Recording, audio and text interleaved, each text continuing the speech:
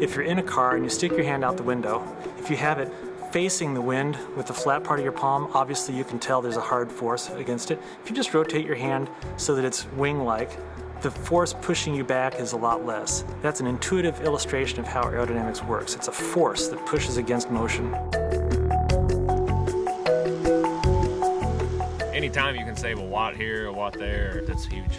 Something you can use in a more important part of the race.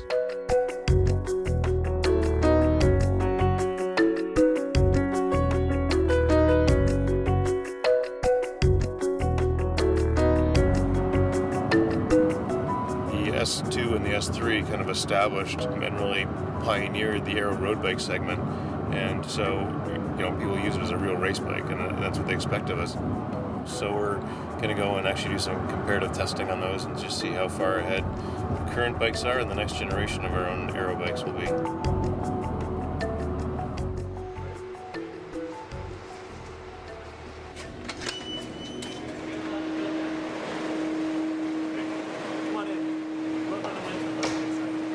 When you ride your bike, you overcome all the forces that resist your bike motion.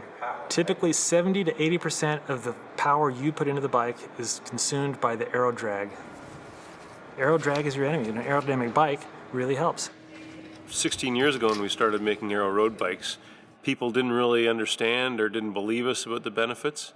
We were just a couple of geeky engineers that liked the technical side of biking. But over the last 16 years, I think we've seen that validated. I suspect that a lot of people don't believe aerodynamics because they don't know the numbers, they don't know what the numbers mean.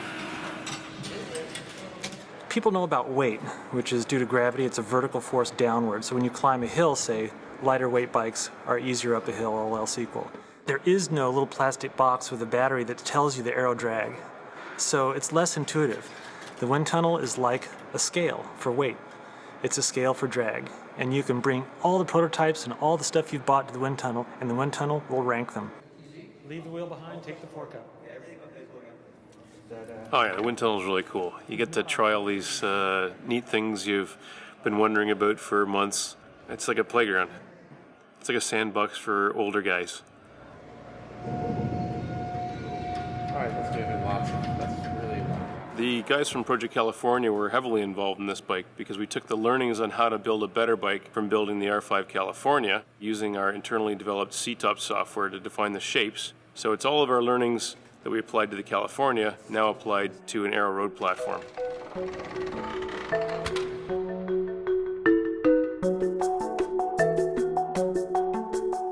The S5 is first and foremost a genuine road bike.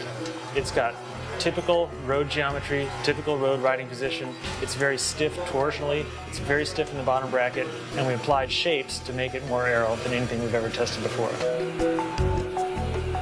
Today, we're going to be able to compare the S5 to the other bikes for the first time. So we don't know. We're going to open the box and put those bikes in the wind tunnel for the first time and make a comparison.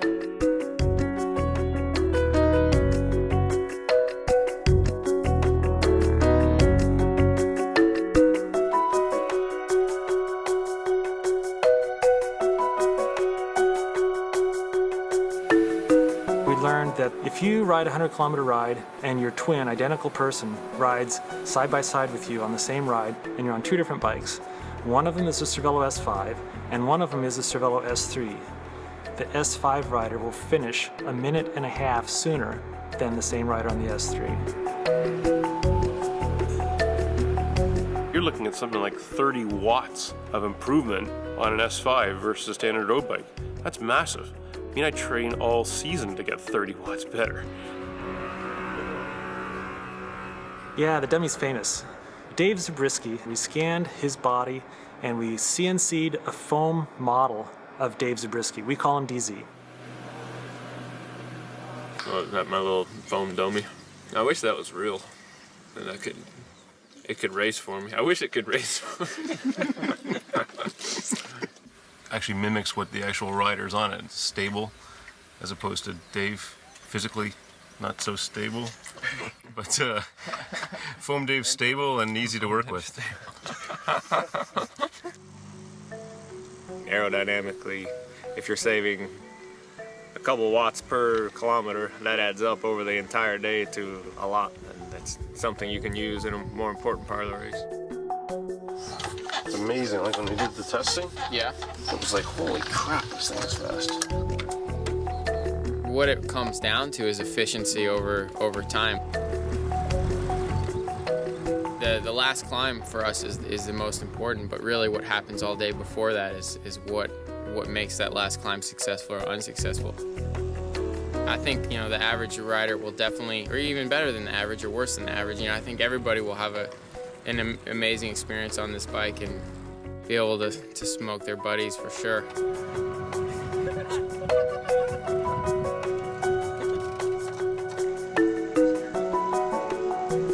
For someone like me, I'm not a sprinter, so if I'm in a breakaway or if I'm trying to bridge a gap, like being more of a domestique and covering moves and stuff, yeah, it's pretty important to be able to have that extra bit more to take you there. So from a pro standpoint, yeah, it gives you an advantage when you're in the break or going off the front, but it gives you an advantage all the way through the day until you decide to make that jump. From a recreational rider standpoint, it's the same thing. It's helping you all the time. So when you're out on those rides, it's more comfortable because you're not on the limit the whole time, and when it goes, you got a much better chance of being able to jump and stay with the guys. I guess there's about 5 key features that really drive the performance on this bike. The first is the drop-down tube. The main benefit of the drop-down tube is that it smooths the airflow from the fork onto the down tube, filling in the turbulent gap that's normally behind the fork crown. The second area is that it's built for bottles. It was designed with the idea that you have to work with water bottles on the bike. The down tube shields the bottle to make the air part once around the down tube and the bottle. Or the third thing would be the extended rear wheel coverage. The base of the rear wheel is completely faired into the frame now, much as you'd see typically on almost a time trial bike. So the air is parted once around the seat tube and onto the rear wheel. And at the top of that, the brake is completely hidden behind the seat stays. If you look at the top of the seat stays, they have a shoulder where the seat stay curves to join the frame seat tube. So the air separates once over the seat stay and brake and then closes up again. It's a very smooth transition. And finally, it's all built on the BBright platform. So it's asymmetric, stiffer, and lighter, so you get a much stiffer pedaling platform. It beats the S3 hands down. And the S3 beat every other bike for years hands down.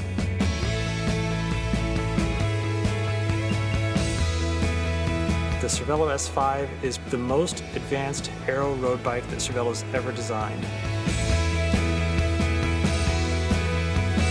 Yeah, this is 16 years of knowledge and effort stuffed into one road bike.